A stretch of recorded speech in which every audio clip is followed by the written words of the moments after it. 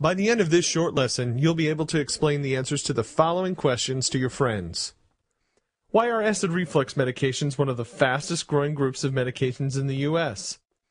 Why is it that Americans have the highest calcium consumption in the world, yet poor bone health?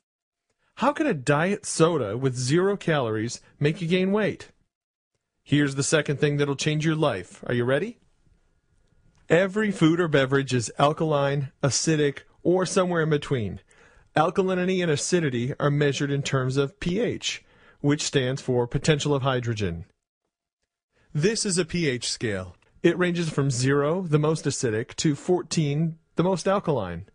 For example, let's consider the following pH values. Your stomach acid is 1, diet soda is 2.5, coffee 3, water 7, your blood ranges from 7.35 to 7.45, seawater is 8.5, and baking soda is 12. Ideally, human blood should be slightly alkaline, between 7.35 and 7.45 on the pH scale. Your body won't allow your pH to become imbalanced. If it did, you would die. Your body has built-in mechanisms such as respiration, perspiration, urination, and mineral depletion, which keep it in balance. The trouble begins when your body has to work overtime to maintain balance. An imbalance is primarily due to the overconsumption of acid-forming foods and beverages, as well as unhealthy stress. We consume considerably more acid-forming than alkaline-forming foods and beverages. We consume too much coffee, caffeine, soda pop, beer, alcohol, processed foods, fried food, high fructose corn syrup, sugar, artificial sweeteners, and animal proteins, just to name a few. In addition to our unhealthy food and beverage choices, we live in a world that keeps speeding up, potentially leading to high levels of unhealthy stress, which also increases acidity. Foods and beverages run the gamut of the pH scale. There are a few general rules. Animal products are for the most part acidic. Let's look at ice cream, cheese, yogurt, beef, lobster, chicken, pork, shellfish, venison, and fish. Vegetables and fruits are primarily alkaline. Let's look at snow peas, spinach, tomatoes, lettuce, squash, potatoes, cabbage, broccoli, asparagus, and sweet potatoes. And fruits, let's look at oranges, bananas, grapes, cherries, grapefruit, mangoes, raspberries, watermelons, lemons, and limes. I know you're thinking we got this wrong. Lemons and limes are acidic, right? Well, the classification of whether a food or beverage is acidic or alkaline is based on the effect it has on the body after digestion. For example, lemons are extremely acidic in their undigested form. However, their end product after digestion is more alkaline, making lemons alkaline-forming in the body. A simple way to increase the alkalinity of a glass of water is to add a slice of lemon or lime. Let's see where popular drinks fall on the pH scale. We have soda, beer, coffee, alcohol, and tea. And how about water? Well, let's look at distilled water, bottled water, spring water, and mineral water. Another general rule is the more processed the food, the more acidic it will be. However, just because a food or beverage is acidic doesn't mean it's unhealthy. Blueberries and walnuts are both acid-forming foods, but they have tremendous health benefits. It's more important to pay attention to the overall trend. Remember when we said Americans eat a diet rich in acidic foods? Let's examine some typical American meals. How about a burger, french fries, and a soda? Or a steak, baked potato, and glass of wine? Or what about fried chicken, baked beans, corn, and a beer? Or the all-American picnic of a hot dog, potato chips, and a salad, chip, soda. These meals force your body into an acidic state.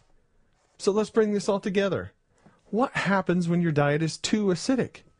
As previously mentioned, your body is constantly putting mechanisms in place to maintain a balanced pH. When your body has to work overtime to maintain balance, the trouble begins. As the blood becomes too acidic, less than 7.3 or so, mechanisms kick in to bring the blood pH back to about 7.4. The breathing rate increases to remove carbonic acid by exhaling carbon dioxide. The kidneys increase the acidity of the urine. Minerals begin to be leached out of the body, and the blood pH is quickly back to normal. Here's the kicker.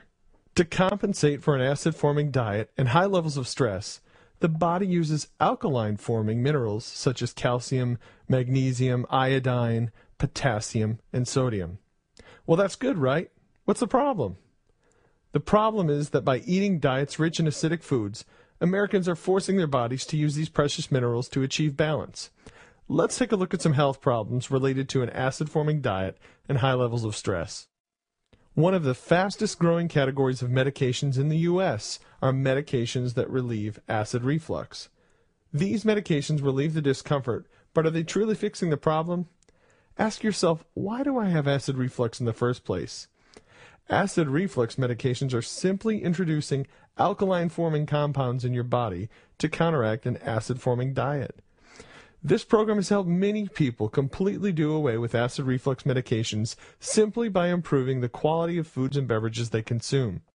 The U.S. has one of the highest calcium intakes in the world, but still has poor bone health when compared to other countries. Why? If we're consuming enough calcium to keep our bones healthy, what's the problem? An acid-forming diet forces your body to leach alkaline-forming minerals, such as calcium, to neutralize the pH of your blood. One of the major culprits is the overconsumption of acidic beverages, such as soda, coffee, energy drinks, and alcohol. And what is the #1 source of calories in America? Soda pop. The average American drinks over 46 gallons per year.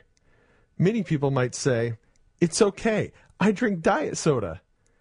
We've heard of people having maybe 3 or 4 or even up to 10 diet sodas a day. Why not? They're 0 calories, right? What if the very thing that you thought helps keep weight off actually put weight on? How? Diet sodas, as well as regular sodas, contain phosphoric acid. Phosphoric acid is right next to battery acid on the pH scale. Constantly flooding the body with an acidic beverage, as we now know, results in the leaching of many minerals. We discussed the leaching of calcium, but now let's focus on iodine. Iodine helps support the health of the thyroid gland. Without iodine, the thyroid cannot work properly. One of the main functions of the thyroid is to regulate the body's metabolism. If you have an underproducing thyroid, your metabolism can become sluggish and weight gain can follow. And that's how a drink with 0 calories can cause you to gain weight. So tell me, how do I balance my body's pH? It's simple. 2 things: R&R and proper diet. First, rest and recovery. Take time for yourself. Get more sleep. Take regular vacations. And try to get a little downtime each day. Secondly, diet. Consume foods and beverages that have high alkaline levels. Now, there's no need to memorize these foods we presented. In the attachments tab in the upper right, you'll find the food target, which takes the guesswork out of the equation. The food target ranks foods from poor in the outer circle to best in the inner circle. One of the main considerations in developing the food target was the effect the food has on your pH. If you're curious, you can monitor your pH on a regular basis by the use of litmus strips. These may be purchased at most health food stores or pharmacies and measure the pH of your saliva or urine. On a side note, the pH of your saliva and urine should fall between 6.8 and 7.2.